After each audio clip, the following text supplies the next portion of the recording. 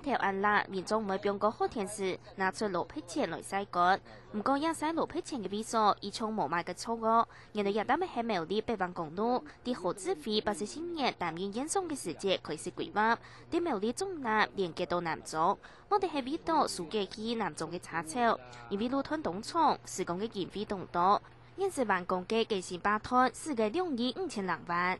苗栗縣政府分攤整次經費時講，有錢爭做嘅結果，本野草國家橋已從係鐵基表演嘅跳台。也了解地方民眾對這條路的期盼呢，能夠盡速完成了。那我們也在今年的7月份完成發包。那我們用地呢都已經完成了哈，取得。那在剩下的這一部分呢，剩下這個我們在辦理這個水土保持這個審查。其實一條路去年限判嘅通工典禮，就為進行條分到1平到3萬平方大橋嘅施工，總經費總計3億6800萬，本當地嘅居民同歡喜。唔過因為原物料起價、樓梯土整數嘅因素，造成人類嘅匆匆結業。鋼筋、水泥、砂石、柏油等等，這些都上漲哈。那包商呢對這個整個評估起來，這個對這個我們因為我們的用地的取得的問題，還有第三戶補償的問題呢，也還沒有全部完成呢，所以說他提出一個結業。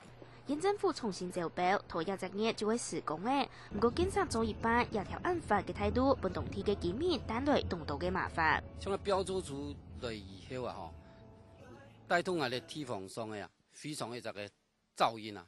有幾下隻咧啊，基於個裡面啊反映以後，然後派出所啦、分局反映，經驗有嚟處理後啊，經驗嚟講啊，他們呢叫個屋嘅窗戶嘅玻璃啊，十分後生嘅，跌塞條跌槍槍啊。